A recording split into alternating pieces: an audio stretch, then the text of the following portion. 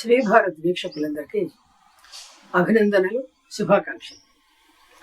నేడు ఫిబ్రవరి 2వ తారీఖు అంటే మాఘశుద్ధ పంచమి, వసంత పంచమి అంటారు నేటి. ఒకప్పుడు ఆంధ్రదేశంలో విరివిగా జరుపుకునేవారు, కానీ ఇప్పుడు అంతగా జరుపుకోవడం లేదు. ఉత్తర భారతదేశంలో మాత్రం చాలా విశేషంగా జరుపుకుంటారు ఈ పండుగ.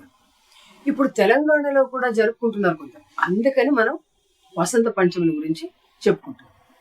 ఈ వసంత పంచమిని శ్రీ పంచమి అని కూడా అంటారు. ఈరోజు లక్ష్మీదేవిని మల్లెపూలతో పూజిస్తే శ్రేష్టమని చెప్తారు. ప్రతి మన్మధులను పూజించి ఉత్సవాలు, దానాలు చేయాలని, అందువల్ల మాధవుడు అంటే వసంతుడు సంతృప్తి పడతాడు, సంతోషిస్తాడు అని నిర్ణయామృతం అనే ధార్మిక గ్రంథం చెప్తున్నది. దీన్నే వసంతోత్సవం అంటారు. ఈనాడే అంటే వసంత పంచమి నాడైన ఈనాడు వసంత ఋతువు ప్రారంభం అవుతుంది. ఈనాడు విష్ణువును పూజించాలి.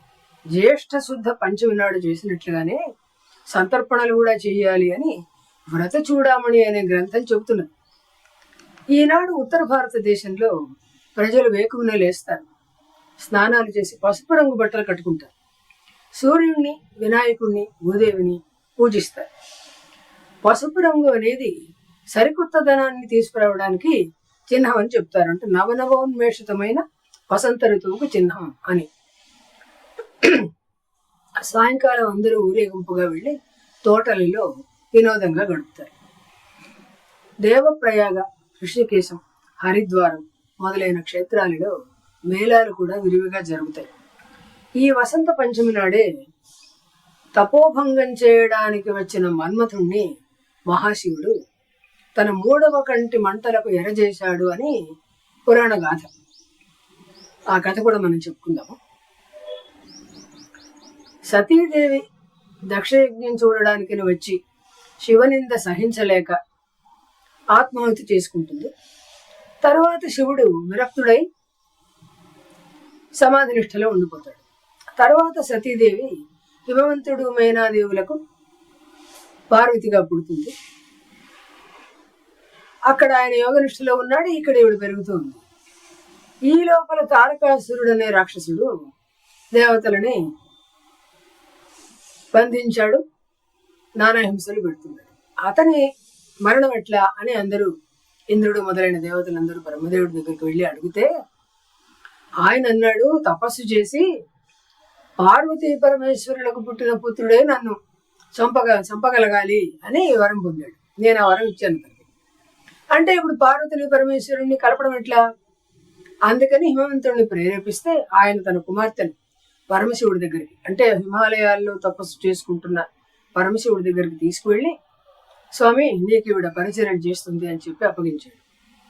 ఏదో ఒకనాడు ఇట్లా పూజలు చేస్తున్న సందర్భంలో పరస్పరం వాళ్ళిద్దరు చూసుకోవడం తటస్థించింది.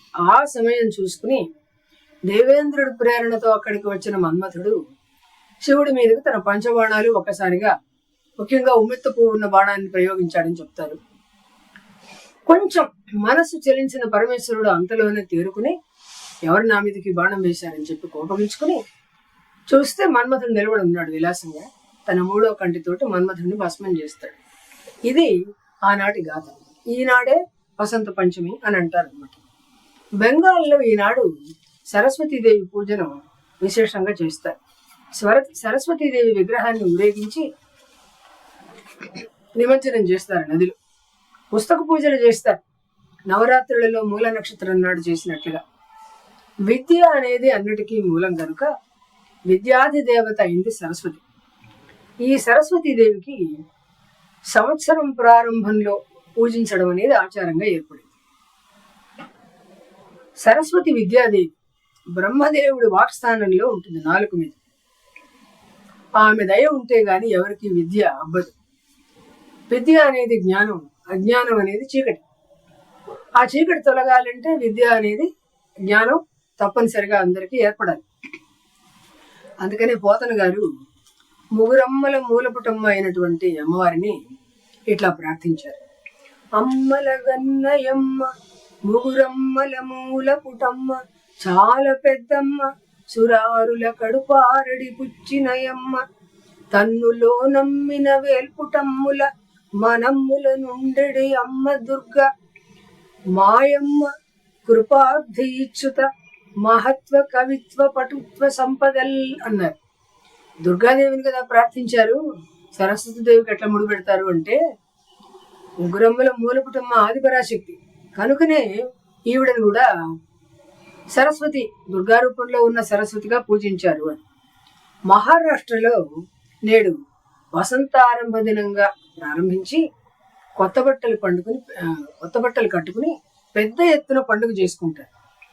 స్వదేశీ రాజుల సంస్థానాల్లో పెద్దగా కొలువుకోవటం అంటే దర్బార్లు తీర్చేవాళ్ళు.